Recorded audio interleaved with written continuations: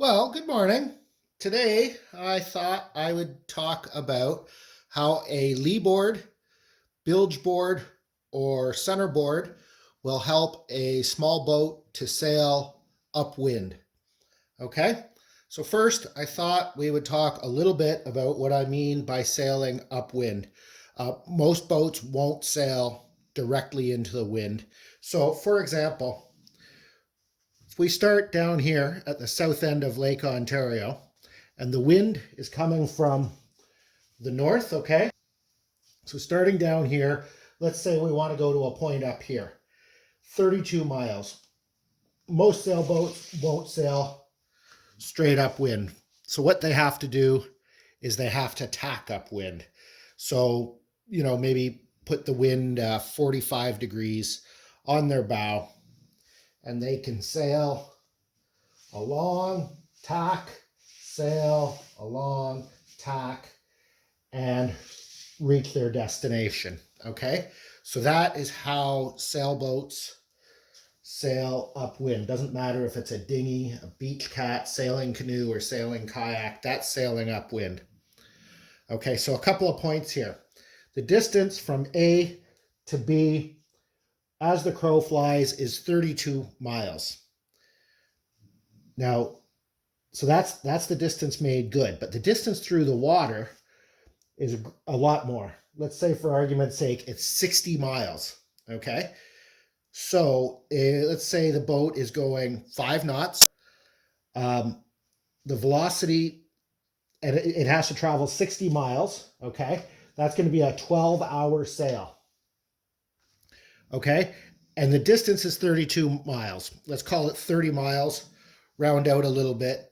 So what we're dealing with here is the speed through the water of 5 knots, sailing upwind, covering 60 miles, results in a velocity made good of roughly half.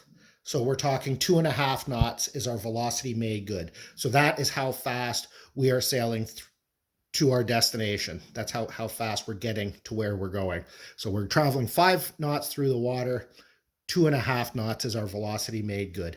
So it'll take us, 12 hours to go from point A to point B in this case.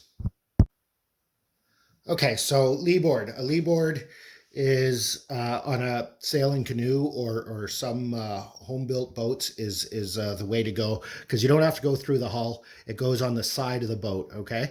So there's a general diagram of how a lee board on a canoe works, okay? So you've got your thwart, which is also your mast partner. So there's your mast coming up, and you can attach the lee board to the thwart, and it pivots up and down, okay? So that's what I mean when we're talking about a lee board. Centerboard, dagger board, same idea. This is an actual sketch of my Sharpie. So I've got a 21-foot Sharpie. And so the big difference with a centerboard and a dagger board, both go through the hull. The dagger board slides down, the centerboard pivots.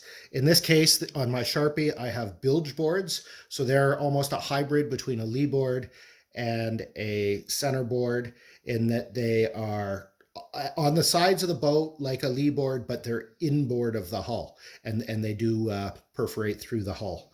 So, okay, so that's centerboard, dagger board, bilge board. That's kind of how they look. Okay, so I've got a board on your boat. Doesn't matter, dagger board, centerboard, lee board, they all work more or less the same way. And so at any rate, I've done a foil-shaped board for this diagram, because they are a little bit more efficient than a flat board. You can see it's shaped like an airplane wing, and it works in more or less the same way as an airplane wing. So our direction of travel, that's the way we're trying to get to. We're sailing along, and you can see what happens is kind of in the leading edge of this board, you get a low pressure system. This is a result of Bernoulli's principle and how the board moves through the water. At any rate, a low pressure system is created on the windward side of the board, and that pulls the boat to windward. So you've got two things going on. You've got the board is resisting lateral resistance this way, but it's also generating lift towards towards the wind direction. So it's pulling the boat to windward. And because of that lift generated on the windward side of the board in that low pressure area, that's what helps a sailboat sail against the wind or sail to weather. So there's more going on with the board than just the lateral resistance. There's also that low pressure system created up here that is pulling the boat upwind. Now, because most of that lift on the board is generated close to the leading edge of the board where there's the increase in velocity, a deeper, narrower board will generate more lift than a shallow, long board of similar surface area. So deep and narrow will generate more lift than a long board or the boat hull itself, because it just has that longer leading edge where the lift is generated.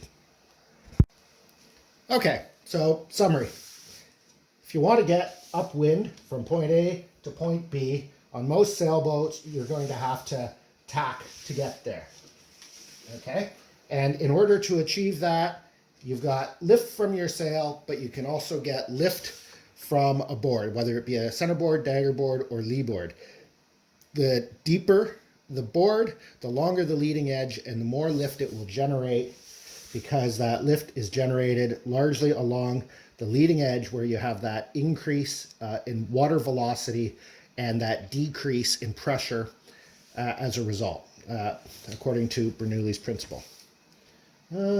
Okay, that's what I have. That's how a lee board, centerboard, or dagger board helps a boat to sail upwind.